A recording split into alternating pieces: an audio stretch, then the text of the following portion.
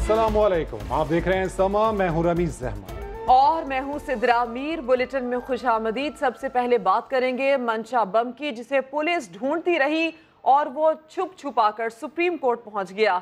अदालत पहुंचने पर कहा, पुलिस से छुपकर सुप्रीम कोर्ट में गिरफ्तारी देने आया हूं। खानदानी बंदा हूं, किसी की जमीन पर कब्जा नहीं किया। ये भी कहा कि अगर चीफ जस्टिस से ना मिले तो इंतजार करूंगा। इसी पर अपडेट्स हासिल करेंगे समा के नुमाइंदे जुल्करनैन इकबाल से। जुल्करनैन, मजीद क्या कहना था मंशा बम का?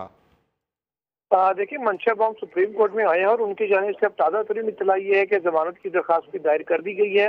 चीफ जस्टिस ऑफ पाकिस्तान इस वक्त नॉन जस्टिस कमीशन में एक मीटिंग की इस वक्त सदारत कर रहे हैं। जैसे ही चीफ जस्टिस फारिग होंगे उसके बाद कभी इम्कान है कि आज ही शायद इनकी दरखास्त के ऊपर समाअत हो, क्योंकि मंशा बम इस वक्त कमरा अदालत नंबर 1 में मौजूद है और इंतजार कर रहे हैं। अदालती अमले का ये कहना है कि अगर उनकी दरखास्त समाअत के लिए मुकर्रर हुई तो उन्हें आगाह कर दिया जाएगा। तमाम उन्हें कमरा अदालत नंबर 1 में ही मौजूद रहने की भी हिदायत की गई है। अपडेट्स के बेशुक्रिया जुल्करनैन, आप हमें आगाह कर रहे थे।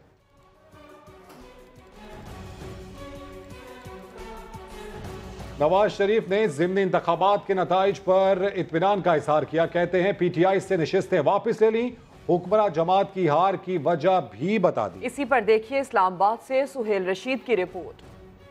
ज़िमनी इलेक्शन में नून लीग की बड़ी कामयाबी, बड़े मियां साहब खुशी से निहाल, एतमाद भी बहाल। इस्लामाबाद की एहतसाब अदालत में पेशी के बाद मीडिया से गुफ्तगू के दौरान नवाज शरीफ ने लीगी उम्मीदवारों की कामयाबी पर अवाम का शुक्रिया अदा किया। कहा, अवाम ने नून लीग का मुस्तकबिल रोशन होने का पैगाम दे दिया। इस वक्त सूरत हाल है तो उसके बावजूद अवाम ने बाहर निकल कर चौक दर चौक अपना वोट जो डाला है मुस्लिम लीग नून को, ये पैगाम है कि आने वाला वक्त किस तरह का आ रहा है। कायद नून लीग ने यह भी कहा कि असल तब्दीली तो ज़िमनी इंतखाबात में नजर आई है। पहले 60 दिनों के अंदर अंदर इस तरह का रिजल्ट मतलब पाकिस्तान की तारीख में पहली दफा आया है। मुस्लिम लीग नून एक माशाल्लाह अपनी सीट वापस लेके आई है लाहौर में। ये जो सीट है रावलपिंडी की, ये भी अल्हम्दुलिल्लाह ऐसे है कि हमने जीती है।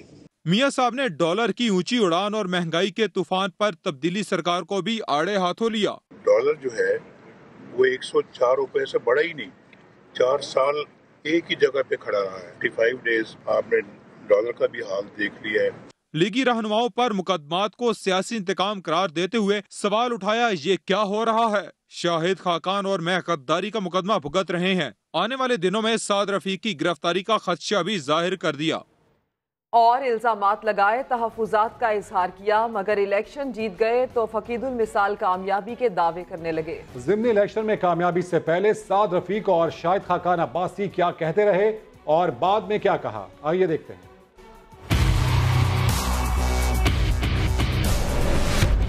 वो जो इलेक्शन के इंतजामात पर सवालिया निशान लगा रहे थे।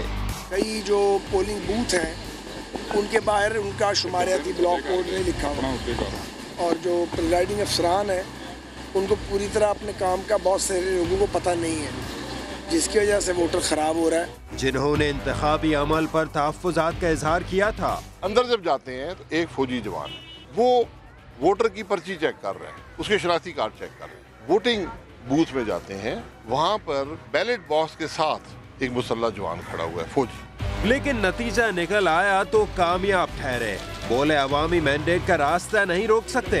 ये जो लोगों के जमीन खरीदने का धंधा करते हैं और फिर कहते हैं कि हम नया पाकिस्तान बनाएंगे, उन्हें चुल्लू भर पानी में डूब देंगे, तो बड़ा खोदेंगे, इसमें गिर जाएंगे। कहा, साबित हो गया इमरान खान अवाम का एतमाद खो चुके हैं। टीवी वाला ये सवाल करता था कि बाई इलेक्शन में वोट हुकूमत को पड़ता है। मैं उनसे हमेशा कहा कि इस इलेक्शन का फैसला यहाँ के अवाम कर चुके हैं। इलेक्शन से पहले धांधली का शोर, जीतने के बाद शुक्र अल्हम्दुलिल्लाह। अवाम कहते हैं आखिर सियासतदान कब मैच्योर होंगे। दूसरी जानिब वजीर इत्तलात पंजाब फयाजुल हसन चौहान ने कहा है कि बन्नू और अटक की नशिस्तें अंदरूनी सियासत का शिकार हो गईं। समा से गुफ्तगू करते हुए बोले, हुकूमत ज़िमनी इंतखाबात पर असरअंदाज नहीं हुई, लीगी उम्मीदवार यूं ही शोर मचा रहे हैं। 2 सीटें हम अपनी इंटरनल पॉलिटिक्स की वजह से, बन्नू की और अटक की, वाज़ेह तौर पर सबको पता है कि वो हमारी इंटरनल पॉलिटिक्स थी जिसकी वजह से जब हमने लूज की। चुल्लू भर पानी में इनको डूब मर जाना चाहिए शर्म से।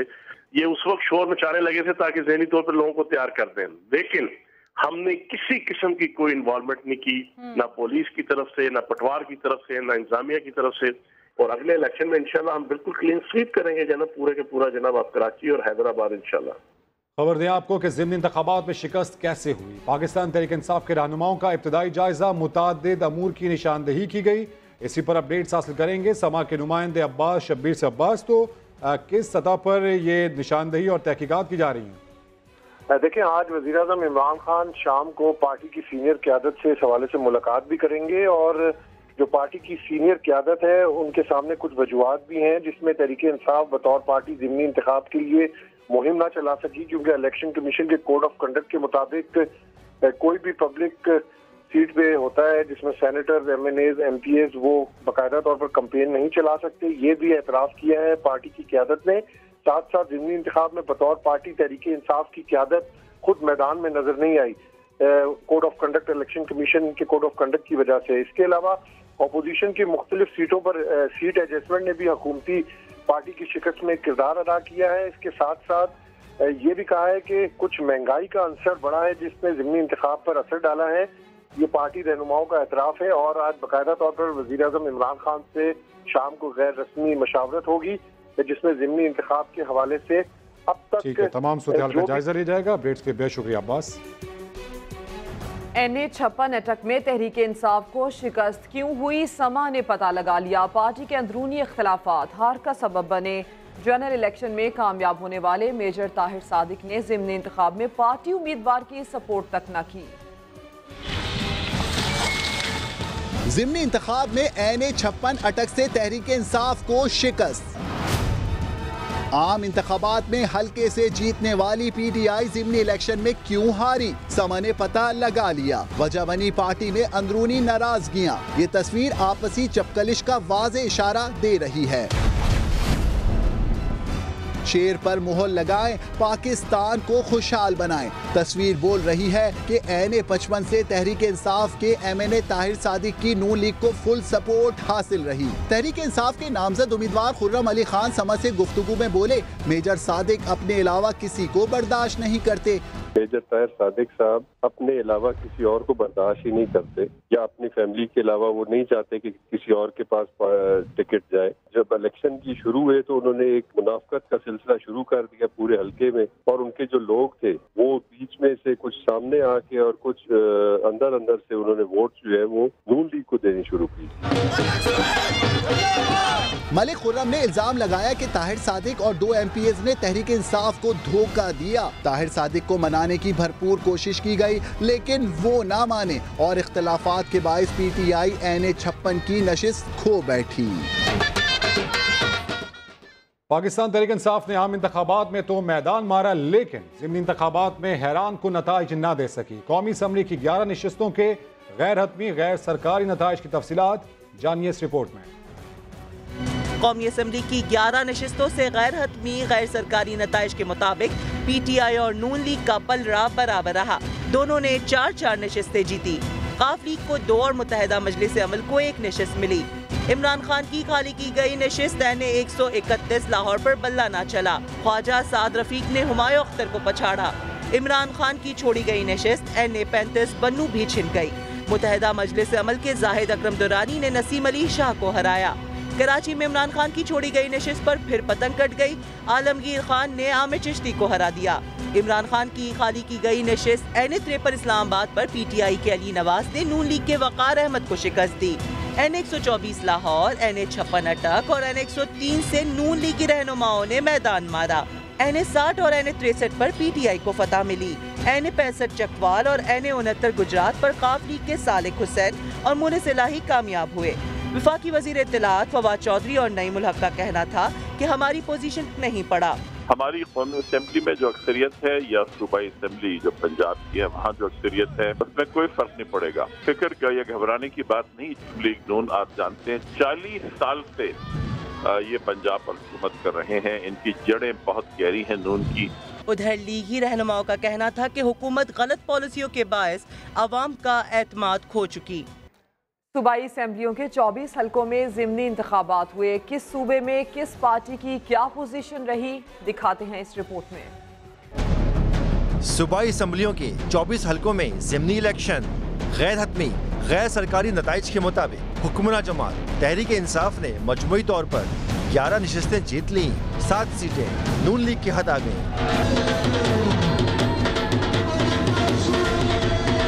पंजाब असेंबली की 13 नशिस्तों पर ज़िमनी इंतखाब हुआ। 6 नशिस्तें नून लीग ने जीत ली। 5 तहरीक इंसाफ के नाम रहीं, जबकि 2 आज़ाद उम्मीदवार भी कामयाब हुए। खैबर पख्तूनख्वा में PTI 6 नशिस्तों के साथ पहले नंबर पर रही। 2 सीटें ANP और 1 नून लीग के हिस्से में आई।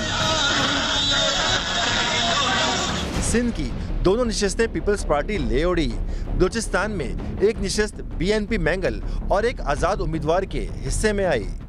कराची के हल्का NA 243 से कामयाब होने वाले आलमगीर खान कहते हैं उन्हें किसी मिनिस्ट्री की जरूरत नहीं, फिक्स इट खुद में एक मिनिस्ट्री है। कराची में खुले मेन होल्स को बंद करवाने से सफर शुरू हुआ। उस वक्त के वजीर आला सिंध को झंझोड़ा। जहां कचरा मिला वहां ये पहुंचा। ये वो ऑफिस है जहां से इस शहर के मामलात चलने चाहिए। वजीर आजम इमरान खान की छोड़ी हुई निशिस्त पर दोबारा बल्ले का राज करवाया। आलमगीर खान पर NA 243 के वोटर्स ने किया एतमाद। अपने लिए समाजी रहनुमा को चुन लिया। फतह के बाद आलमगीर खान कहते हैं किसी मिनिस्ट्री की जरूरत नहीं, फिक्स इट खुद एक मिनिस्ट्री है। मिनिस्ट्री अल्लाह ने मुझे फिक्स इट की शक्ल में जो इदारा है, ये अगर कोई समझे इसको, क्योंकि लोगों का एतमाद है इस पे, एतमाद बहाल हो चुका है इस पे, ये खुद में एक मिनिस्ट्री है। कराची वालों के लिए ऐलान भी किया, जहां मेयर नाकाम हुआ वहां हम जाएंगे। मेयर के मुतबादिल एक इदारा खड़ा करेंगे, जहां मेयर नाकाम होगा हमारा इदारा खड़ा होगा लोगों की खिदमत के लिए। आलमगीर खान कौमी असेंबली की निशिस्त पर बराजमान होंगे। देखना यह है कि जो कहा वो किस हद तक निभा पाएंगे। NA 243 के ज़िमनी इंतखाबात में पीपल्स पार्टी, पाक सरजमीन पार्टी, तहरीक लब्बैक और मुस्लिम लीग नून के उम्मीदवार जमानतें जब्त करवा कर बैठे हैं। इलेक्शन कमीशन के मुताबिक उम्मीदवार को डाले गए वोटों का 1/4 हिस्सा लाजमी हासिल करना होता है। संजय साधवानी से मजीद बात करते हैं। संजय, आगाह कीजिए इस खबर के हवाले से। जी बिल्कुल, इलेक्शन कमीशन ने 18 जो उम्मीदवार थे उनकी जमानतें जब्त कर ली हैं। हल्का NA 243 पर ये 18 उम्मीदवार आलमगीर के सामने इलेक्शन लड़ रहे थे, जिसमें पीपल्स पार्टी की हाकम अली है, पाक सरजमीन के आसिफ हसन, इस तरह तहरीक लब्बैक, मुस्लिम लीग नून, इन समेत दीगर उम्मीदवारों के जमायतों के जो उम्मीदवार हैं वो अपनी जमानतें जब्त करा चुके हैं। इलेक्शन कमीशन के मुताबिक जो वोट डाले गए उसका अगर 1/4 हिस्सा अगर कोई उम्मीदवार नहीं लेता इलेक्शन में हिस्सा लेने वाला, तो उसकी जमानतें जब्त कर ली जाती हैं। तो ये जमायतें जो खुद दावे तो बड़े बोलती हैं, मगर इलेक्शन में 1/4 भी वोट हासिल नहीं। ठीक है, यानी कि उम्मीदवार को डाले गए वोटों का 1/4 हिस्सा हासिल करना लाजमी होता है। संजय साधवानी, आपने अपडेट किया, आपका शुक्रिया। झेलम के हल्का PP 27 पर होने वाले ज़िमनी इलेक्शन में PTI उम्मीदवार के वोटों की दोबारा गिनती की दरख्वास्त मंजूर हो गई है। दोबारा गिनती कल RO के ऑफिस में होगी। झेलम का यह हल्का है PP 27, जहां पर ज़िमनी इलेक्शन में पाकिस्तान तहरीक इंसाफ के उम्मीदवार की जानिब से वोटों की दोबारा गिनती की दरख्वास्त की गई, जो कि अब मंजूर की जा चुकी है। दोबारा गिनती कल RO के ऑफिस में की जाएगी।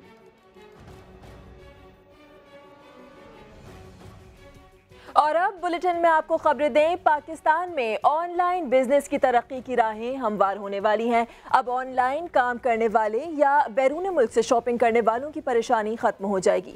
हुकूमत ने पाकिस्तान में पेपाल पे मिनट सिस्टम मुतारिफ कराने का फैसला कर लिया। वजीर खजाना असद उमर कहते हैं जल्द ही पाकिस्तान में पेपाल मुतारिफ कराएंगे। कंपनी के सरबराह से मुलाकात करने के लिए तैयार हैं। ऑनलाइन काम और कारोबार करने वाले और बैरून मुल्क से शॉपिंग करने वाले खुश हो जाएं। वफाकी वजीर खजाना ने पेपैल पेमेंट पाकिस्तान में मुतारिफ कराने का इशारा दे दिया। इसके अंदर इंशाल्लाह ताला आप, और जो पेमेंट गेटवे 3 से 4 महीने का डेडलाइन है, या तो आप पेपैल को कन्विंस करें। मैं तो कह रहा था यार अगर ये इससे हल होता है मैं जहाज पे बैठ के जाने को तैयार हूँ, पेपैल के सीईओ के पास जाके बैठ। पीटीआई सोशल मीडिया पर इंटरव्यू में उन्होंने इस सिलसिले में पेशरफ से भी आगाह किया। मिनिस्टर के साथ मैं पहले रिव्यू करा चुका था, मंडे को दोबारा रिव्यू है। टास्क फोर्स मैं तो नाम सजेस्ट कर चुका हूँ, IT मिनिस्टर को मैंने लास्ट वीक उनके पास भी गया था, उनको और सेक्रेटरी IT को, टेलीकॉम की साइड के भी और IT की साइड के भी। असद उमर का कहना है कि पाकिस्तान में बड़ी तादाद में ऑनलाइन कंपनियां काम कर रही हैं जिन्हें पेपैल की जरूरत है। पंजाब IT बोर्ड के चेयरमैन डॉक्टर उमर सैफ कहते हैं कि पेपैल अकाउंट काम करने से पाकिस्तान को खरबों रुपए का फायदा होगा। पाकिस्तान में इंटरनेट बहुत ज़्यादा है, नौजवान इंटरनेट इस्तेमाल करना जानते हैं और IT की इंडस्ट्री ग्रो कर रही है, तो ये तकरीबन 1.5 लाख लोग हैं जो इंटरनेट पे ऑनलाइन फ्रीलांसिंग करते हैं और एस्टिमेट ये है कि तकरीबन $850 मिलियन से $1 बिलियन सालाना ये पैसे और इंटरनेट के जरिए कमाते हैं और फिर नॉन बैंकिंग चैनल के जरिए पाकिस्तान में मंगवाते हैं। तो अगर पेपैल जैसी सहूलत पाकिस्तान में मुयस्सर हो तो ये इसका जो इम्पैक्ट है वो तकरीबन 90 अरब से 100 अरब रुपया सिर्फ ऑनलाइन फ्रीलांसिंग का है। अगर इसमें ई-कॉमर्स ऐड कर ली जाए, क्योंकि अपॉर्चुनिटी एग्जिस्टिंग करती है, पाकिस्तानी लोग यहाँ से चीज़ एक्सपोर्ट करके ऑनलाइन पेपैल से पैसे मंगवा नहीं सकते, वायर ट्रांसफर करवाने पड़ते, अगर उसको भी ऐड कर लिया जाए तो ये 2 से 3 गुना भी हो सकती है। इसी डेवलपमेंट पर बात करेंगे। ई-कॉमर्स एक्सपर्ट आयशा अजहर ने हमें ज्वाइन किया। आयशा अजहर साहिबा, पेपैल सिस्टम ऑनलाइन बिजनेस के लिए नई मार्केट तक रसाई का जरिया बनेगा, कितना फायदेमंद होगा पाकिस्तान में, स्पेशली उन लोगों के लिए जो ऑनलाइन कारोबार और खरीदारी करते हैं? ये तकरीबन आप समझ लें कि गुड न्यूज ही है पाकिस्तान के लिए कि अगर ऐसा कुछ होता है तो इसमें बिलियंस ऑफ रुपीस का फायदा होगा। ना सिर्फ आम बिजनेस जो आपके जो ऑलरेडी प्रमोटेड है, जो एंटरप्रेन्योर्स भी हैं, उनको भी इसका बहुत ज्यादा फायदा होगा। मतलब बिलियंस ऑफ रुपीस का होगा कि जिनको एक हर्डल है ट्रांजैक्शन का, कि एक सिक्योर एक हमारा एक गेटवे हो फाइनेंशियल, तो वो आपका पेपैल इस हर्डल को जो है वो रिजॉल्व करेगा। ठीक है, बेहद शुक्रिया आयशा अजहर साहिबा, ई-कॉमर्स एक्सपर्ट हैं आप। आपकी जानब से ये कहा जा रहा है कि पाकिस्तान में ऑनलाइन कारोबार और साथ साथ जो खरीदारी करते हैं लोग इंटरनेट के जरिए, उन्हें इस सिस्टम से बहुत ज़्यादा फ़ायदा होगा। वज़ीर मुमलिकत बराए दाखिला शहरियार आफरीदी कहते हैं अब वक्त आ गया है कि पाकिस्तान पर कोई समझौता नहीं किया जाएगा। पहले लोगों ने मुल्क को अपने मफाद में इस्तेमाल किया, नए पाकिस्तान में किसी को मुल्की सालमियत से खेलने नहीं देंगे। रियासती इदारों के साथ जो खिलवाड़ हुआ, रियासत के साथ जो मजाक हुआ, हमने अपने घर के 4 दीवारियां खुली छोड़ दी और लोग आए और इस मुल्क को अपने मफाद के लिए खुदा ना खास्ता इस्तेमाल करते रहे। अब इस मुल्क की सालमियत पर इंशाल्लाह कोई सौदेबाजी नहीं होगी, ना हम टू मोर सुनेंगे और इंशाल्लाह ना फिर हमें कोई डिक्टेट कर सकेगा इंशाल्लाह। अब वक्त आ गया कि आपको जब इज्जत मिलेगी तो कौम भी आपको इज्जत देगी। That is the commitment which नया Pakistan strongly believes in. Civil military relation पहले कम्युनिकेशन गैप थे, अब सारे एक पेज पे अल्हम्दुलिल्लाह। पाकिस्तान में अब कोई कॉम्प्रोमाइज नहीं होगा, पाकिस्तान के मफादात प्रायोरिटी नंबर 1 है। अब वक्त आ गया है इंशाल्लाह हम पाकिस्तान को वो पाकिस्तान बनाए जो ख्वाब था जिना का, इकबाल का। अब आपको ये बताएं, IG पंजाब अमजद जावेद सलीमी ने इख्तियारात के लिए रिफॉर्म्स को मुस्तरद कर दिया। लाहौर में न्यूज़ कॉन्फ्रेंस में बोले, रिफॉर्म्स का एजेंडा सिर्फ अवाम के लिए होगा, इख्तियारात की ज़रूरत नहीं, पुलिस के पास काफ़ी इख्तियारात हैं। उन्होंने जाली FIR दर्ज कराने वालों के खिलाफ मुहिम चलाने का भी ऐलान किया। हमारी जो रिफॉर्म का एजेंडा होगा वो पब्लिक के लिए होगा, पुलिस के लिए इख्तियारात मांगने के लिए रिफॉर्म्स के एजेंडे पे बिलीव नहीं करता। पुलिस के लिए, पुलिस के पास बेशुमार इख्तियारात हैं। अवाम के छोटे छोटे मसाइल हल नहीं होते जो पुलिस के साथ रिलेटेड है।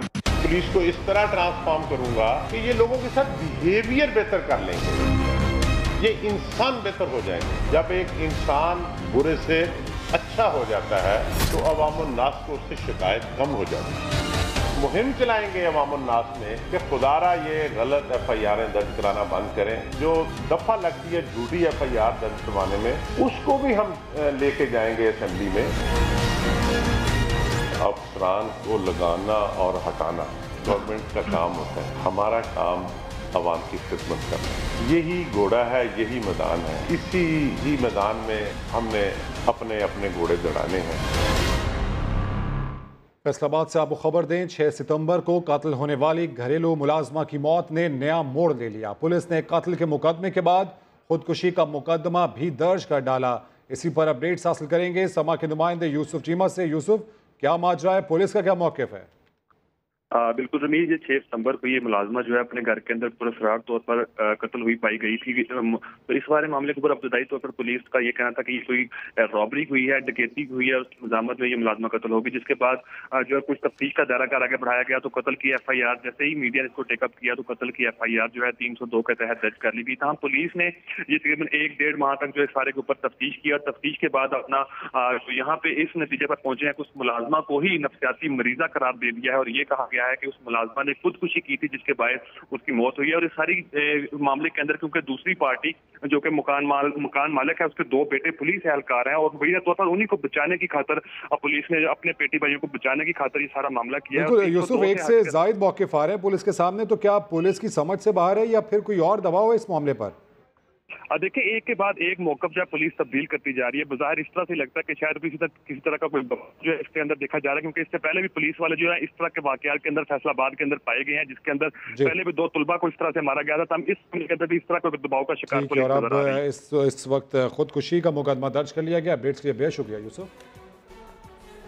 मुलाजिमा की मौत के मामले पर नई FIR सामने आने पर CPO फैसलाबाद इशफाक खान ने पुलिस को शाबाश दे दी। क्या कहते हैं मजीद, आपको दिखाते हैं। जिस बच्ची की आप डेथ की बात कर रहे हैं उसकी तफ्तीश चूँकि अहम एक केस था और हमें उसमें डाउट्स थे कि उसको किसी ने कत्ल ना कर दिया हो, इसी वजह से उसकी तफ्तीश ज़ाती तौर पे निगरानी कर रहे हैं। उसके जो वालिदैन हैं उन्होंने 164 का बयान भी दिया है जज साहब के सामने, और जो एक जिस पे शक था, एक जो बंदा था उससे पिस्टल बरामद हुआ था, उन्होंने उसकी इलीगल कार्रवाई की है। अब आपको खबर देंगे शहरी इक़्तिदार से, जहां शिकारी खुद ही शिकारी हो गया। बात हो रही है सेफ सिटी प्रोजेक्ट की, जिसका हसास इलाके से ट्रांसफार्मर चोरी हो गया। अहम मकामात पर लगे सिक्योरिटी कैमरे 1 माह से बंद पड़े हैं। नूरुल अमीन दानिश की रिपोर्ट। विफाकी पुलिस की संगीन लापरवाही या फिर मुजरिमाना गफलत 7th एवेन्यू पर हसास मकामात की सिक्योरिटी दाव पर लगा दी। महफूज शहर मंसूबा खुद ही गैर महफूज। Rose and Jasmine Garden Kashmir highway पर लगा सेफ सिटी प्रोजेक्ट का ट्रांसफार्मर चोर ले उड़े। हसास मकामात पर नस्ब मुतअद्दद CCTV कैमरे 1 माह से बंद, लेकिन थाना अपारा में कंट्रोल रूम होने के बावजूद पुलिस अनजान रही। ये एक पूरा महीना पहले का वाक़या है जो हमारे नोटिस में नहीं आया था। खुद सेफ सिटी प्रोजेक्ट वालों की फुर्तियां देखिए, इंदराज मुकदमा में भी महीना भर लगा दिया। Senior project manager Usman Hafeez की मुद्दत में 12 अक्टूबर को दर्ज FIR की कॉपी समा ने हासिल कर ली। पुलिस का कहना है अब रिपोर्ट लिखी है तो तफ्तीश भी करना ही पड़ेगी। पूरे 1 महीने की CCTV फुटेज जो है वो चेक करनी पड़ेगी और वो हम चेक कर रहे हैं, और जो है उसमें कोई सस्पेक्ट नजर आ जाए तो इंशाल्लाह उसके खिलाफ हम कानूनी कार्रवाई करेंगे। सेफ सिटी प्रोजेक्ट हो या फिर विफाकी पुलिस, दोनों की कारकर्दगी शहर इक़्तिदार के बासियों की सिक्योरिटी पर सवालिया निशान है। शामिल करेंगे एक ब्रेक, लेकिन उससे पहले न्यूज अपडेट। चीनी कम्युनिस्ट पार्टी के वफ्द वज़ीर आज़म इमरान खान से मुलाकात, पाक चीन ताल्लुकात और बाहमी दिलचस्पी के उमूर पर तबादला ख्याल। दोनों ममालिक का बाहमी रवाबित मज़ीद मुस्तहकम और फाल बनाने पर इत्तफाक।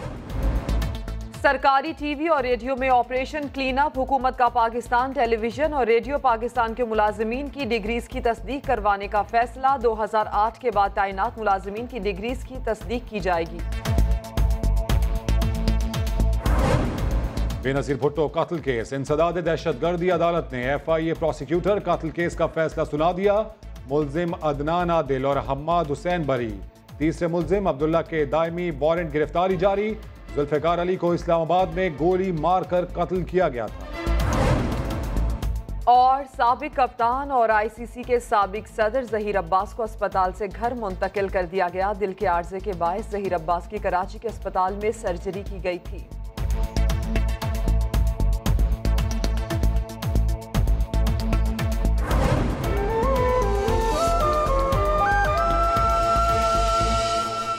Welcome back. इसहाक डार की जायदाद जब्ती से मुताल्लिक केस में अहम पेशरफ्त हुई है। एहतसाब अदालत ने इसहाक डार की फैमिली के 3 प्लॉट्स को पंजाब हुकूमत की तहवील में देने की हिदायत कर दी है। इसी पर अपडेट्स हासिल करेंगे समा के नुमाइंदे सुहेल रशीद से। सुहेल बताइएगा। जी रमीज, देखें कुछ जायदाद इसहाक डार की अब तक जो है वो जब्त नहीं की गई थी, उससे मुतालिक अदालत ने तामीली रिपोर्ट तलब की थी नायब से, तो अदालत में जमा कराई गई है। नायब ने अपनी तामीली रिपोर्ट में बताया है कि 2-2 कनाल के जो 3 प्लाट्स हैं इसहाक डार के वो भी कब्जे में ले लिए हैं। एहतसाब अदालत ने ये जायदाद भी पंजाब हुकूमत की तहवील में देने के अहकाम जारी कर दिए हैं और इसको पंजाब हुकूमत के डिस्पोजल पे छोड़ा है कि पंजाब हुकूमत अगर चाहे तो इसको फरोख्त कर सकती है और चाहे तो अपने इस्तेमाल में भी ला सकती है। शुक्रिया सुहेल। खैबर पख्तूनख्वा असम्बली में बजट इजलास के दौरान अपोजिशन की जानिब से एहतजाज किया गया। ऐवान में शोर शराबा देखा जा रहा है। खैबर पख्तूनख्वा असम्बली में बजट इजलास है और इसी के दौरान अपोजिशन की जानिब से भरपूर एहतजाज किया जा रहा है। अपोजिशन लीडर शहबाज शरीफ की तस्वीर उठाकर जो अपोजिशन के रहनुमा हैं उनकी जानिब से एहतजाज किया जा रहा है। इसी पर अपडेट्स हासिल करेंगे समा के नुमाइंदे अब्दुल रहमान से। अब्दुल रहमान बताइएगा। जी बिल्कुल, खैबर पख्तूनख्वा असम्बली का बजट जैसे ही शुरू हुआ तो मुस्लिम लीग नून के अरकान ने शहबाज शरीफ की गिरफ्तारी के खिलाफ एहतजाज करते हुए वो ऐवान में आए। बाजों पर सियापतियाँ हैं वो स्पीकर डाइस के सामने जमा हुए, उन्होंने नाराबाजी की कि शहबाज शरीफ को रिहा करो। और इसी तरह अपोजिशन के दीगर जो पार्टियां हैं जैसे पीपल्स पार्टी और एमपी शामिल है वो भी उनके साथ एहतजाज में शामिल हुई और इस वक्त उन्होंने वहाँ पर एहतजाज के बाद बजट इजलास से वॉकआउट कर दिया है। वो जो है इजलास से बाहर आ गए हैं, जबकि इस दौरान पीटीआई के अरकान ने भी जवाबी शोर है के नारे लगाए। जी अपडेट्स के लिए शुक्रिया अब्दुल रहमान। अब आपको ये बताएं कि संगीन गद्दारी केस में परवेज मुशर्रफ ने वीडियो लिंक के जरिए बयान रिकॉर्ड कराने से इनकार कर दिया। खुसूसी अदालत ने साबिक सदर के बयान के लिए कमीशन बनाने का फैसला कर लिया। फखरुर रहमान की रिपोर्ट। परवेज मुशर्रफ संगीन गद्दारी केस की समाअत। परवेज मुशर्रफ वीडियो लिंक पर बयान रिकॉर्ड नहीं कराना चाहते। साबिक सदर के वकील सलमान सफदर ने खसूसी अदालत को आगाह कर दिया। कहा उनके मुवक्किल खुद पेश होकर अपना दिफा करना चाहते हैं। वकील इर्तिगासा ने एतराज उठाया कि परवेज मुशर्रफ ने 342 का बयान रिकॉर्ड कराने का मौका ज़ाय कर दिया। जस्टिस यावर अली ने इस्तफसार किया कि क्या मुशर्रफ का 342 का बयान रिकॉर्ड किए बगैर अदालत फैसला कर सकती है। कानून के मुताबिक तो बयान रिकॉर्ड होना चाहिए। अदालत ने साबिक सदर का बयान रिकॉर्ड करने के लिए कमीशन बनाने का फैसला कर लिया। कमीशन बैरून मुल्क जाकर बयान रिकॉर्ड करेगा। बेंच ने इन 2 बातों की रोशनी में कि 342 का बयान रिकॉर्ड किए बगैर ट्रायल आगे नहीं चल सकता, लिहाजा ये जरूरी समझा है कि इस केस में कमीशन अपॉइंट किया जाए। वकील ने अदालत को बताया कि परवेज मुशर्रफ अलील हैं। जस्टिस यावर अली ने इस्तफसार किया कि क्या उन्हें कैंसर का आर्जा है, जिस पर वकील का कहना था कि दिल के आर्जे में मुब्तला है। केस की अगली समाअत 14 नवंबर को होगी। पाकिस्तान स्टॉक मार्केट में शदीद मंदी। 100 इंडेक्स 37,000 की नफसियाती हद भी खो बैठा। दूसरी जानिब इंटरबैंक मार्केट में डॉलर ₹1.47 महंगा हो गया। अशरफ खान की रिपोर्ट। पाकिस्तान स्टॉक एक्सचेंज में शदीद मंदी। कारोबारी हफ्ते के पहले रोज 100 इंडेक्स में 1236 पॉइंट्स की कमी रिकॉर्ड की गई। 100 इंडेक्स 28 माह की कम तरीन सतह पर आ गया और 37,000 की नफसियाती हद भी खो बैठा। मार्केट में उतार चढ़ाव का सिलसिला जारी है। पहले ही रोज शेयर्स की कीमतें घटने से सरमायाकारों के 185 अरब रुपए डूब गए। मुआशी तज्जियाकारों के मुताबिक पाकिस्तान में मुआशी चैलेंजेस ने सरमायाकारों को मोहतात कर दिया है। स्टॉक्स में जो है वो मंदी है, तो ये सिर्फ हमारे साथ नहीं है, पूरी दुनिया में। हमारे यहाँ इशू ये है कि फोर्स एक नई गवर्नमेंट है, उसने अभी चार्ज लिया है, वो अभी जो है फोर्स प्लान कर रही है, चीजों को देख रही है। हम लेकिन एक्सपेक्टेशंस को मैनेज करने में जो है इस वक्त मेरे ख्याल में उस तरह से नहीं रही है जिस तरह से एक्सपेक्ट किया जा रहा था। दूसरी जानिब इंटरबैंक और ओपन मार्केट्स में डॉलर की ऊंची उड़ान जारी है। इंटरबैंक मार्केट में डॉलर ₹1.47 महंगा हो गया। कीमत ₹131.93 से बढ़कर ₹133.40 की हो गई। ओपन मार्केट में भी डॉलर ₹132.30 से महंगा होकर ₹133.50 का हो गया। अशरफ खान, समा, कराची। श्रीलंकन क्रिकेट में भूचाल। आईसीसी एंटी करप्शन यूनिट ने साबिक कप्तान सनत जयसूर्या को चार्जशीट जारी कर दी है। आईसीसी एंटी करप्शन यूनिट ने सनत जयसूर्या को एंटी करप्शन कोड की 2 खिलाफवर्जियों का मुर्तकिब करार दिया है। जयसूर्या पर एंटी करप्शन यूनिट के साथ तहकीकात में ताउन न करने और मुख्तलिफ तरीकों से तहकीकात में मुश्किलात खड़ी करने का इल्ज़ाम है। साबिक कप्तान को 14 रोज़ में जवाब जमा कराने की हिदायत की गई है। अजीम सूफी बुजुर्ग हजरत बहाउद्दीन ज़करिया के 779वें उर्स की तकरीबात शुरू हो गई हैं। 3 रोज़ा तकरीबात का आगाज़ सज्जादा नशीन शाह महमूद कुरैशी ने मज़ार को गुस्ल देकर किया। खिज़र अब्बास की रिपोर्ट। सरजमीन औलिया के सरताज मशहूर सूफी बुजुर्ग हजरत बहाउद्दीन ज़करिया का 779वां उर्स तकरीबात का आगाज सज्जादा नशीन शाह महमूद कुरैशी ने मज़ार अक़दस को अर्क़े गुलाब से गुस्ल देकर किया। इस मौके पर मुल्क व कौम के लिए दुआएं भी की गईं। और मेरी दुआ है कि अल्लाह ताला आपको जिस मनसब पर आप फायज हैं उसमें ओहदा बरा होने में आपकी मदद फरमाए, आपको कामयाबियां अता फरमाए और आप अपने अकीदे के मुताबिक इन आस्थानों की खिदमत कर पाएं। रूहानी फैज समेटने के लिए मुल्क भर से आए अकीदतमंद कहते हैं यहाँ ये मन्नतें मानते हैं और इन्हें दिली सुकून भी मिलता है। हम मोहब्बत और अकीदत से आए, हमारे को रूहानी सुकून मिलता है। अल्लाह के वलियों पे आते हैं, दुआ मांगते हैं, साईं की हाजिरी नसीब होती है। उर्स के मौके पर जायरीन के लिए लंगर और रिहाइश का इंतजाम भी किया गया है, जबकि सिक्योरिटी के लिए दरबार पर 1000 पुलिस एहलकार तैनात हैं। कैमरामैन अदनान सियाल के साथ खिजर अब्बास, समा, मुल्तान। अहम खबर आपको दे, सिंध इंटेलेक्चुअल प्रॉपर्टी ट्रिब्यूनल ने ऑनलाइन टैक्सी सर्विस उबर को काम से रोक दिया है। दरखास्त गुजार ने कंपनी के खिलाफ कॉपीराइट्स का दावा दायर किया है। इसी पर अपडेट्स हासिल करेंगे। स्टूडियोज में हमारे साथ मौजूद है हमारे नुमाइंदे इरफान इरफान, क्या दावा दायर किया गया था दरख्वास्त गुजार की जानिब से और इस ट्रिब्यूनल के इख्तियारात क्या होते हैं? रमीज़, ये हम एक शहरी हैं कराची के ज़फ़ीर कासमी, उन्होंने ये दावा दायर किया है कॉपीराइट्स की खिलाफ वर्जी से मुतल्लिक। उनका ये कहना है कि उन्होंने एक आइडिया इमर्ज हुआ उनके पास और उनका ये कॉन्सेप्ट था ऑनलाइन टैक्सी सर्विस का जो कि सेटेलाइट के थ्रू चलाई जाए, और ये उनका कहना है अपनी दरख्वास्त में कि 2009 से 2011 तक अब वो ये आइडिया रजिस्टर करवा चुके थे। उनका पेटेंट आइडिया है पाकिस्तान में, चूँकि इंटेलेक्चुअल प्रॉपर्टी का कानून मौजूद है और उसी के तहत कानून के तहत ये दावा दायर किया गया है। उनका ये कहना है कि उनके इस आइडिया को चुराया है उबर ने, और इस आइडिया को चुराने के बाद न सिर्फ पाकिस्तान में बल्कि इससे कबल अमेरिका और कनाडा में भी ये सर्विस शुरू की गई उबर की जानिब से, जो कि न सिर्फ कानून की खिलाफ वर्जी है बल्कि भारी माली नुकसान भी इससे दरख्वास्त गुजार को हुआ है। अच्छा, तो इरफान, इंटेलेक्चुअल प्रॉपर्टीज़ की अगर बात की जाए तो माजी में इस हवाले से कुछ डिसीजंस हैं? देखिए, इंटेलेक्चुअल प्रॉपर्टी का कानून पाकिस्तान में चूँकि मौजूद है और इस तरह से हज़ारों ऐसे मुकदमात हैं जो कि इंटेलेक्चुअल प्रॉपर्टी ट्रिब्यूनल से होते हुए सुप्रीम कोर्ट तक पहुँचते हैं। कभी किसी का ट्रेडमार्क चुरा लिया जाता है, कभी मिलता जुलता ट्रेडमार्क इंट्रोड्यूस करवा दिया जाता है, या कोई मिलते जुलते नाम से कोई प्रोडक्ट इंट्रोड्यूस करवा दी जाती है। तो आमतौर पर इस तरह के केसेस इंटेलेक्चुअल प्रॉपर्टी के कानून के तहत दायर किए जाते हैं। ये एक मुनफरिद केस है जो हमारे सामने बिल्कुल, जैसे बाहर हम देखते हैं कि सैमसंग और आईफोन के दरमियान इस तरह के मामला होते हैं, तो ऐसे में उबर का मुस्तकबिल क्या होगा? देखिए, ज़ाहिर है कि ये एक बहुत बड़ा हुक्म है ट्रिब्यूनल का, चूँकि एक इससे कबल समाअत हो चुकी थी और उबर को नोटिस भी जारी किया गया था, और चूँकि उबर की जानिब से कोई पेश नहीं हुआ इसलिए अदालत ने हुक्म जारी कर दिया है।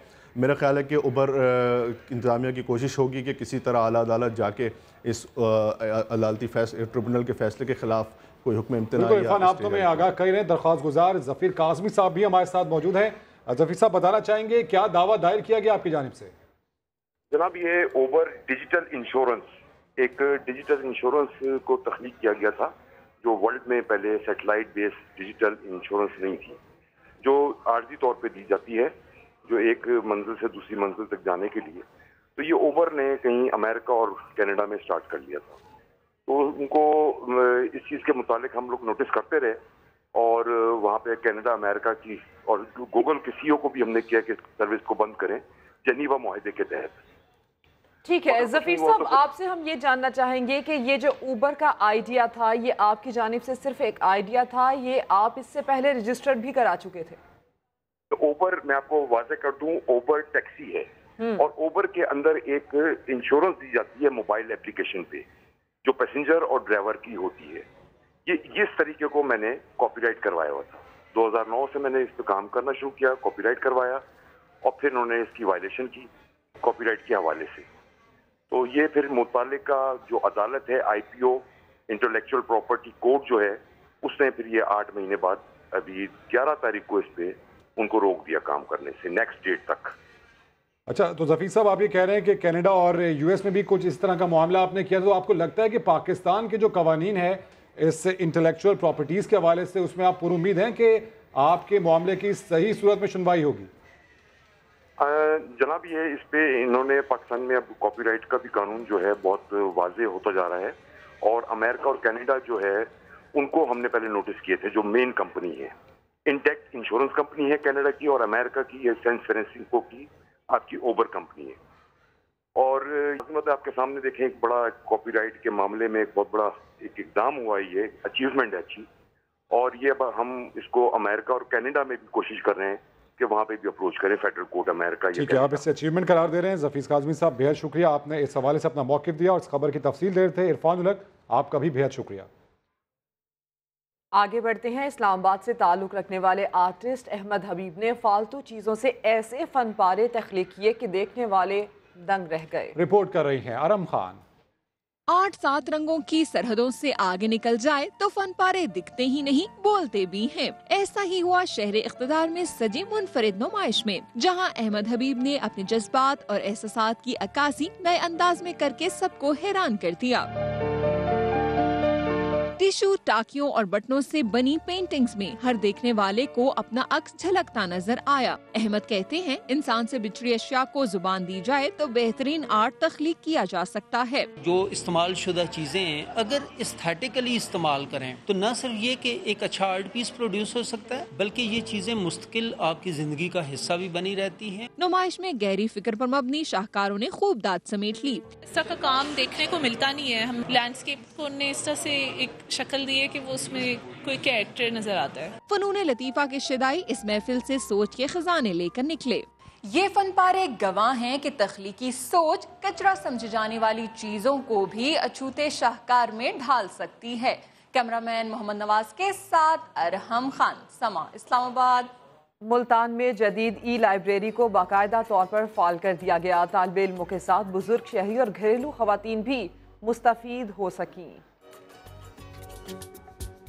लाइब्रेरी की अहमियत से इनकार मुमकिन नहीं। दौरे जदीद में किताब से दूरी के बाद मुल्तान में ई लाइब्रेरी को फाल कर दिया गया। जनूबी पंजाब की इस सबसे बड़ी लाइब्रेरी में 30 लैपटॉप और 15 टैब इंटरनेट की सहूलत के साथ मौजूद हैं। हमारा फोकस ज़्यादा उन लोगों पे है जिन तक इन चीज़ों की एक्सेस नहीं है। इसमें हमारे पास जो रिसोर्सेज हैं उसमें ज़्यादा हमारे पास ई रिसोर्सेज हैं, जिसमें हमारे पास ई बुक्स हैं, ई जर्नल्स हैं, थीसिस हैं, रिसर्चेज हैं, डॉक्यूमेंट्रीज हैं। आप कोई किताब पढ़नी हो या फिर असाइनमेंट बनाना हो तो ई लाइब्रेरी से बेहतर जगह कोई नहीं। यहाँ पे एक अच्छा माहौल होता है और यहाँ पे डिफरेंट सेमिनार्स भी होते हैं और यहाँ पे हमारे लिए फाइनल ईयर प्रोजेक्ट और थीसिस बनाने के लिए डिफरेंट डेटाबेसेस हैं, जिनमें HEC की डेटाबेस भी यहाँ पे फ्री एक्सेसिबल है। लाइब्रेरी की रजिस्ट्रेशन बिल्कुल फ्री है, जहां तालिब इल्मों के साथ बुजुर्ग, शहरी और घरेलू खवातीन भी मुस्तफीद हो सकेंगी। कैमरामैन अदनान सियाल के साथ खजर अब्बास, समा, मुल्तान।